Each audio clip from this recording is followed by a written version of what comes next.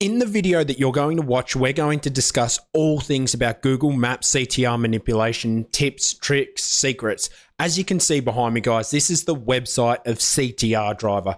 Look at the things we've been able to achieve with CTR. So as you can see there's just a perfect example. I'll go back to that one, guys. Like, look at that. We just couldn't break down West Palm Beach. This is where CTR Driver came in and were able to finally break that area and actually get into the map pack and win all of those leads.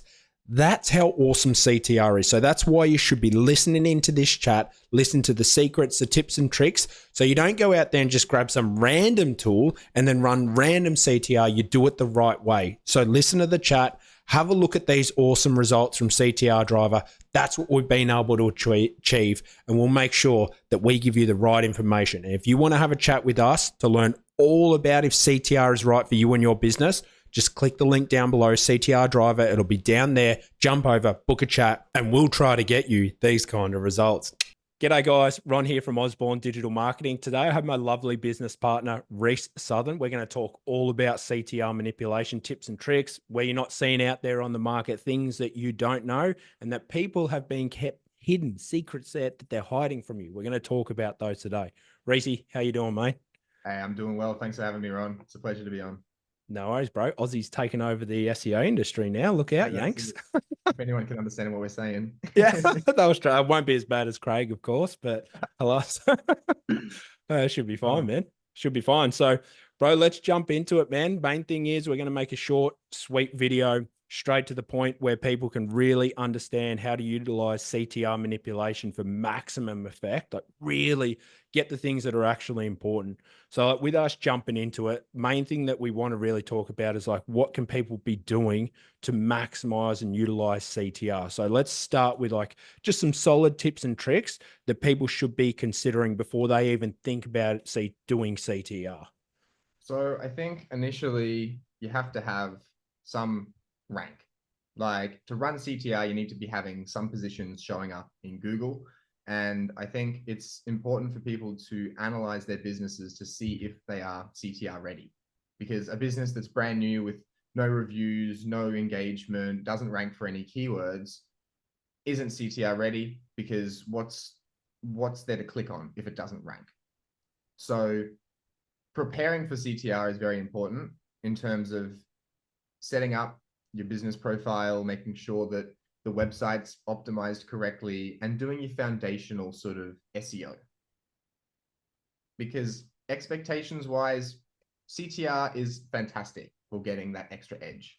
It's a brilliant way of showing Google that you are doing better than the competition.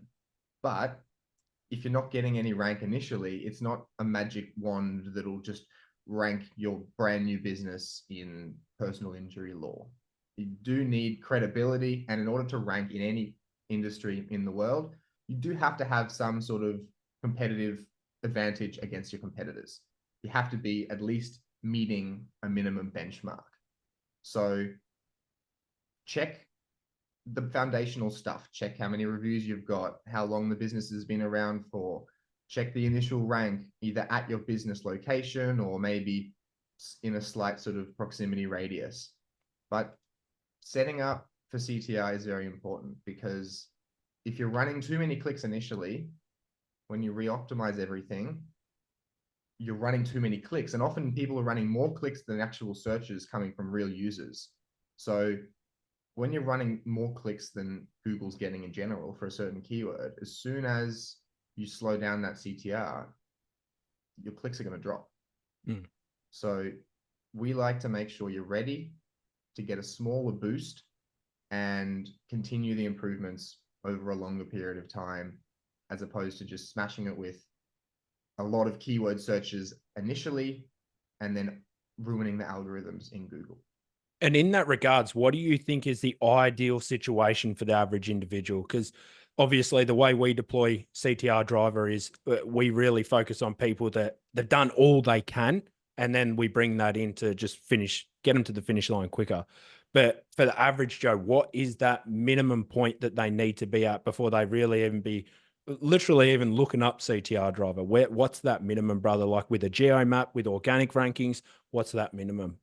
Yeah, so we'll talk about the maps. I think you need to have a competitive number of reviews for your business. If all the competitors have 100 reviews and you've got 5, you're never gonna, if it's a competitive industry, you're going to find it very, very difficult to rank, even with a very advanced CTR strategy. But getting on par with that, making sure that you're actually getting engagement and real customers onto your profile.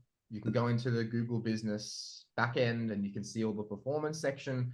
You need to be having real things coming through, even if it's just a trickle. It can't be just dead flat on everything, because that shows you don't rank anywhere. And I guess the third thing would be with the GeoGrid scans. Ideally, you want to rank number 1 in your business location, like specifically where your business is. If you're not in the top, let's say top 5 at your business location, then you're probably not ready for CTR, like any keyword that is. Like if you're running, if you're searching from your business location, obviously some things there's exceptions, like if there's 5 lawyers in the one shopping center or things like that. But like generally you should be coming number 1 at your business location for the main search. And that's a good indication that we like to look at. If your location, if your ranking is quite low, then you need to do further optimization to improve the rank, and then you can run CTR. So the foundations aren't there fundamentally. It's like, don't even, because that's obviously what we get a lot of inquiries with. People come to us and be like, hey, I just launched my GBP yesterday. I want to rank for roof in Miami. Like, bro, it's never going to happen. With CTR is the wrong thing to be doing, because I guess that's what, like, unfortunately we see and saw a lot out there, which is why we went down the path we went down. A lot of people push the whole do 1,000 clicks to your website, man. Yeah, it's 5 days old. Do 1,000 clicks, make it look like it's real and in demand. Obviously, we're not a fan of that strategy. We don't believe in that strategy. But do you want to like emphasize and expand on like why doing that approach is just really, really detrimental to your campaign? Yeah, definitely. I mean, Google is very clever, and they have a lot of algorithms to show them spam versus genuine users. And based on some testing that we've done, if you send too many clicks to your business, regardless of how those clicks are originating, Google ignores them. And that is present even if you send 1,000 people a message to search on their real phone that's logged into Google for a specific keyword, all within a short window. Even genuine users, Google's going to ignore that data. Like if it's too much, or if it's an anomaly, or if it's out of what they're expecting, it doesn't exist according to Google. It's fake. Even if all of the metrics are 100% real, if the algorithm says that this is not expected, they're going to ignore it. So when running CTR, if you start really quickly, Google's just going to ignore that information. They're going to think it's suspicious, and they're going to see that you're trying to manipulate in some way. However, when you start off slowly, and especially what we like to do is set a wide amount of keywords. Everybody will come to us, a lot of clients will come to us and say, oh, how many keywords can I submit? 2, 3, 4, 5. And to be honest, within reason, the more the better, because we want to increase engagement across the map pack, across the whole Google business profile, and show a lift on everything, as opposed to taking 3 keywords and running 20 clicks a day on each of them. Because the main improvement you're going to get from the map ranking is with extra engagement across the board, not specific keywords running a higher volume on. So we like to take 10, 15, 20 keywords of a similar intent with similar search results pages and similar competitors, and run all of them to boost the engagement on the platform, and not necessarily spike the searches for specific keywords. And in regards to engagement, obviously, business partner in CTR, I know how it works, guys, but this is for all yous out there that don't understand it. When Rhys talks about engagement, it's very, very important that it's all different and unique. Like he's emphasizing there when it comes to the point of just doing 1,000 clicks, what actual source is that traffic coming from? And like Rhys, what is it that we're doing differently? And what have we seen with our different approach with CTR driver that makes us separate from all the other people that are just doing the 1,000 click approach, where we're like, no, no, no, let's do 2, 3, 4 clicks, but let's do it with a real asset or something real behind it. Yeah, I think the main differences between us and other companies would be the fact that everything's done on mobiles. So it's all of the apps used and native Android apps, as opposed to a lot of other companies that are using Selenium and Chromium and automating like a desktop browser or maybe a Linux browser to make it look like a mobile, which only goes so far. Google still knows it's a desktop. It just looks like a mobile. That paired with the richer searches, I believe that due to the fact that it's the mobiles, the searches are worth more. So we don't need to run as high a volume to get the same results, because the quality of the click is better than from a desktop style browser. And we give a custom campaign. So everyone that comes on board, we sit down with you, we do a free audit of your Google business profile. We make sure your CTR ready. We recommend different strategies and techniques that you can use in your campaign. And we actually help to tailor a campaign for you and your business, which is a big factor because we know what we're doing. We've been doing this for years. We've run hundreds of thousands of job runs. And so I know what works, and it only makes sense that we share that with our customers so everybody gets the best results. Because if you guys are winning, we're winning, your clients are winning, everyone's winning. And in regards in regards to who the perfect client is, like, does it work better with roofers that have service area businesses, or roofers that have fixed location, attorneys that have fixed location? Like, who is the CTR approach perfect for? Like, who is the perfect client? Regardless, as long as they're already doing well, they're doing the fundamentals well, they are ranking for their terms, they're even winning leads. But let's say they're in position 6 in the maps. Who really would benefit from the CTR then? Who would really benefit and who wouldn't? So in terms of niches, I think it's quite varied. I think all niches can see a benefit from CTR, but definitely the biggest results are going to be from businesses that have a visible address, where you can actually target the address of the business, because it allows you to do more in the search. We do the live drives, which we live drive to the business location from the search location on Google Maps, on the native Android Google Maps app, following the road in real-time traffic speed, which you can't do with a service area business because there's no address. On top of that, I think service area businesses just don't rank as well in general. So most of the time you're gonna, if you're ranking well with a service area business, often you can't rank better because there's businesses with addresses listed above you, and Google's just sort of maxed you out at maybe position 5 or position 4.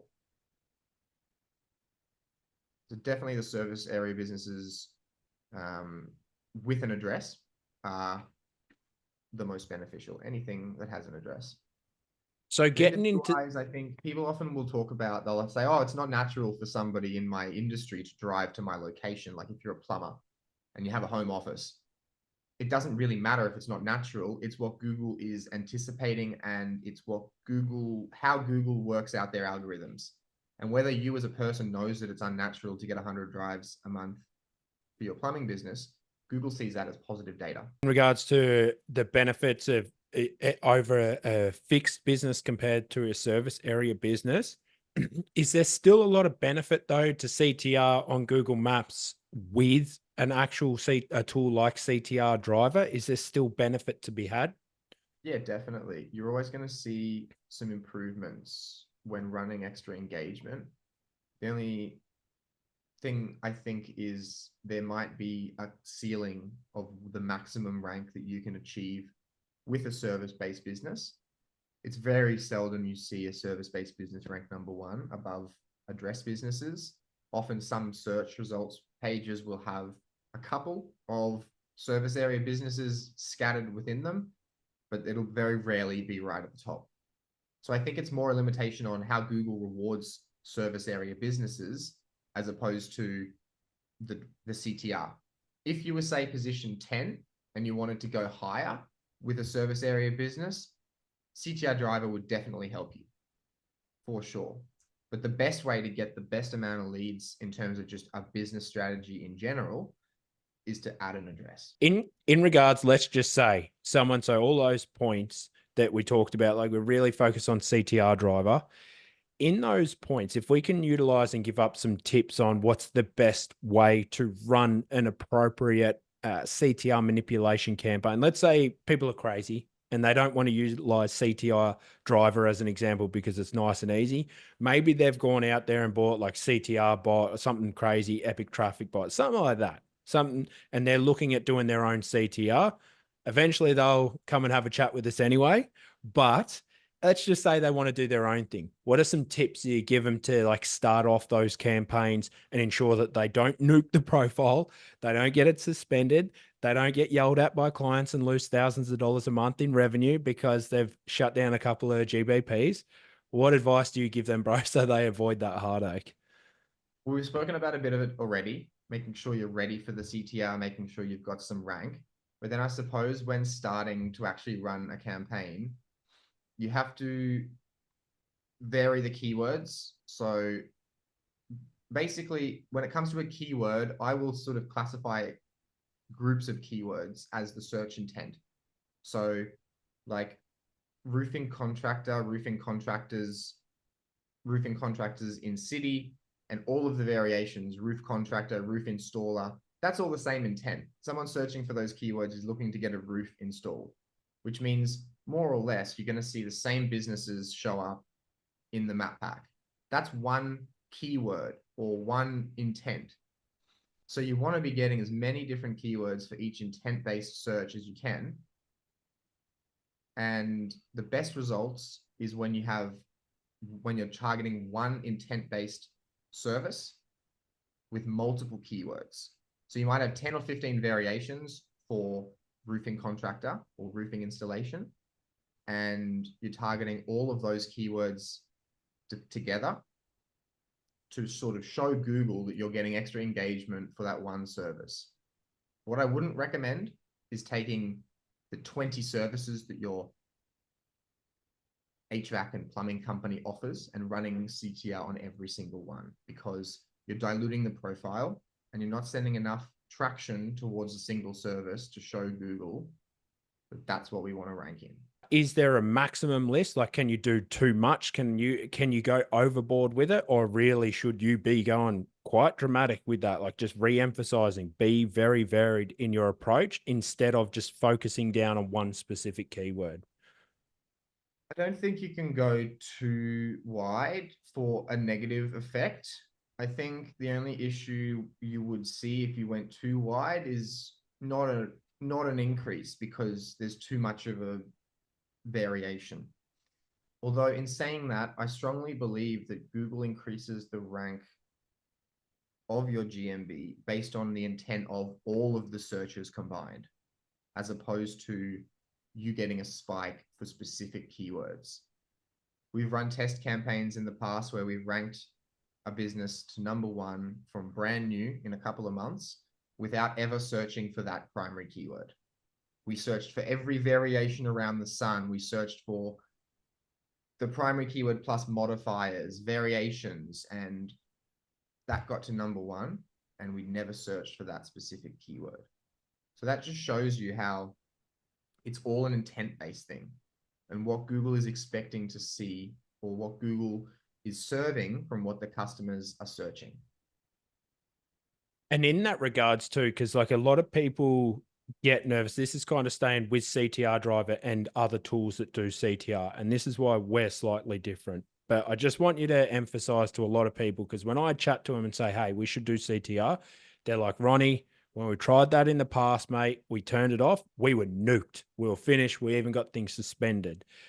Can that happen with our tool? and how can people avoid that if they are going to use their own tools, bro? Because it's a real thing. It will happen. What's going on there?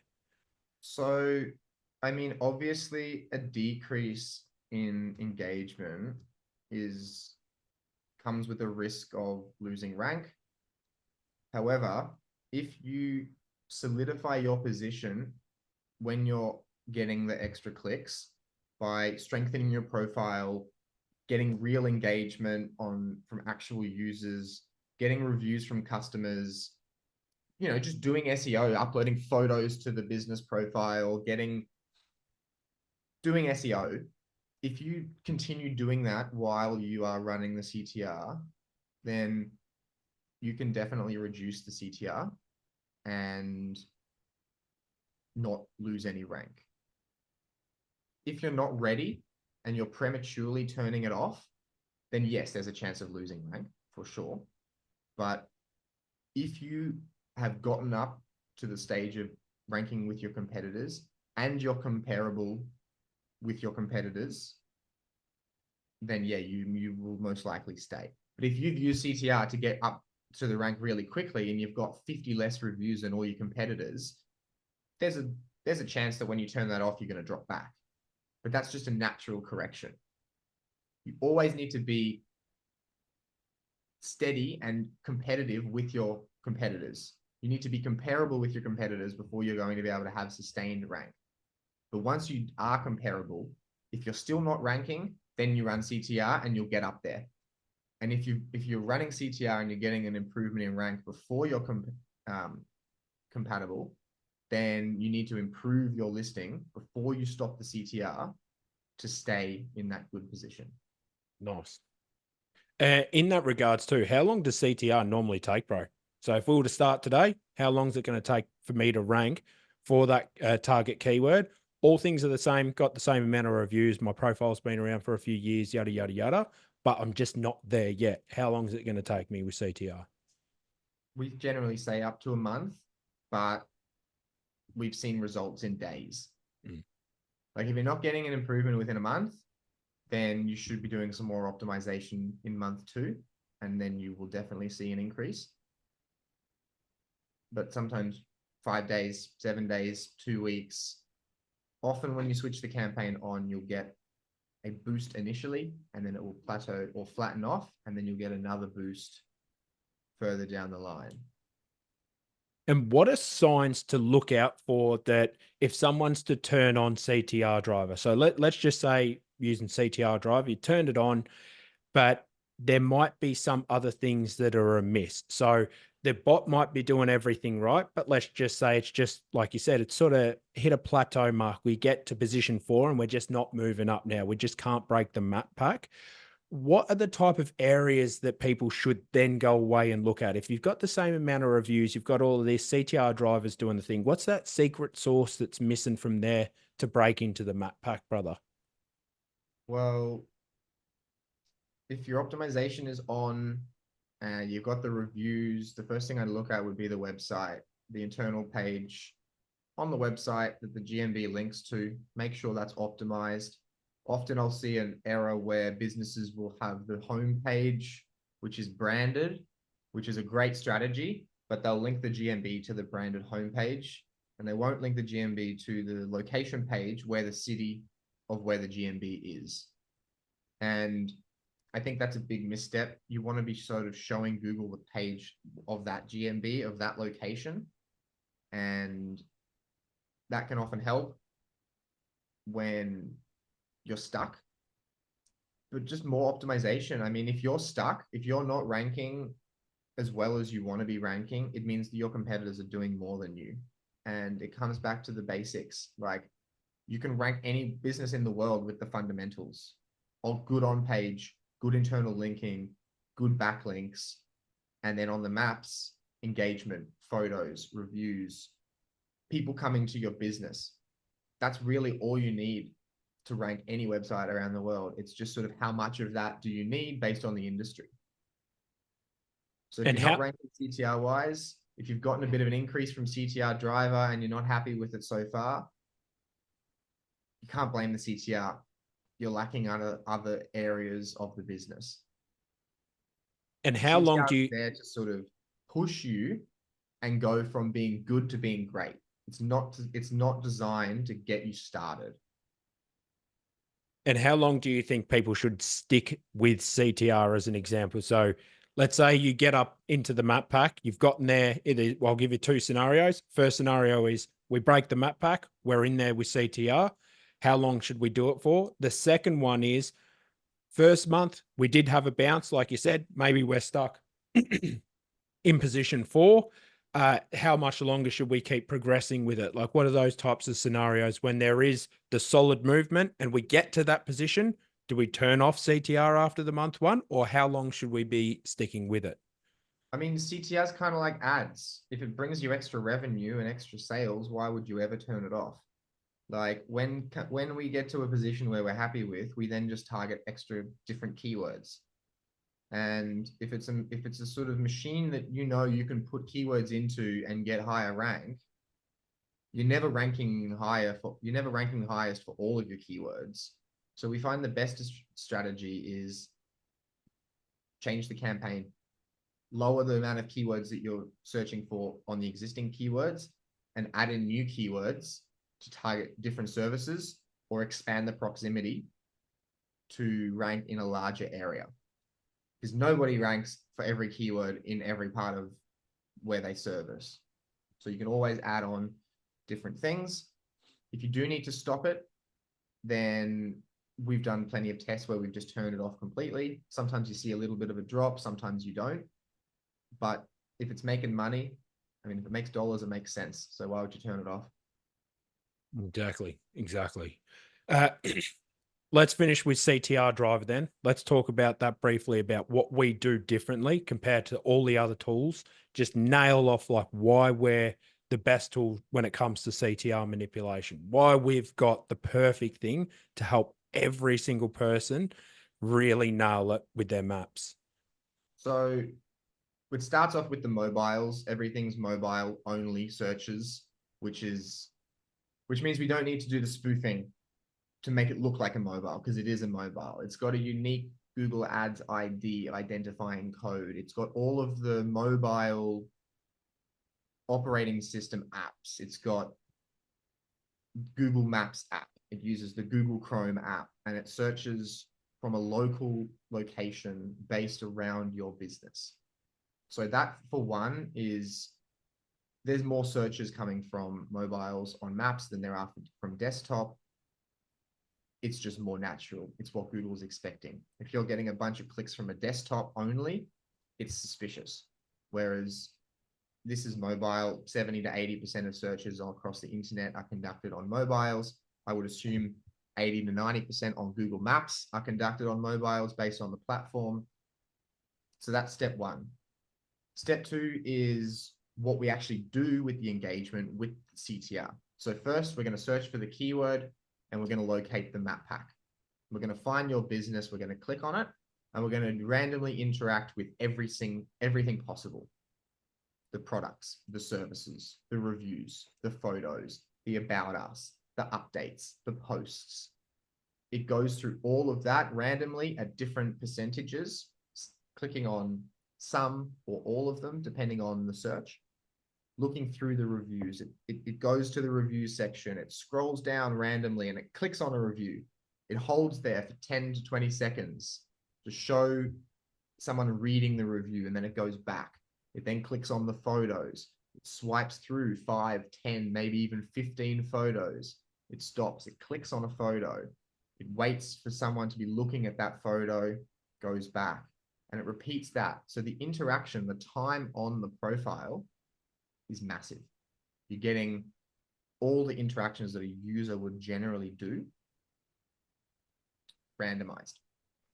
And then the last step is on a certain percentage, depending on the campaign structure, it will then open up Google Maps, the native Android Google Maps app, and it will in real time drive to your business location on the road, following the speed, the average journey time, and all of that. And then it will arrive at your business and it will close the session. The closing of the session is very important, because people often think conversion actions are the only way to get a beneficial rank. Like, it has to click on the drive, has to click on the website, has to click on the phone call. That's not true. If you search on Google and you come to Google Maps and you find a business, and then you just close that session because you've found your answer, that's a conversion action. Google's done its job. Google's taken a user and a question and they've directed them to what they want to find. And then you close Google. That's not a conversion action in your analytics, but it's Google knowing they did their job. So that sort of interaction, the engagement that we do on the platform is very unique in terms of we do everything. And the tailored strategy, we sit down with you and we create a campaign that we know is going to work for your business. It's basically an audit. It's a consulting. It's part of the price, and it's very, very beneficial to make sure you're running the right steps and make sure that your business is set up for success. Guys, so if you want to have a custom built strategy for your CTR manipulation so you can get effective results for the majority of the time, reach out to us at CTR Driver and we will take care of you. Thanks for coming on, Rhys. Thank you. Have a great time, guys. Cheers, brother.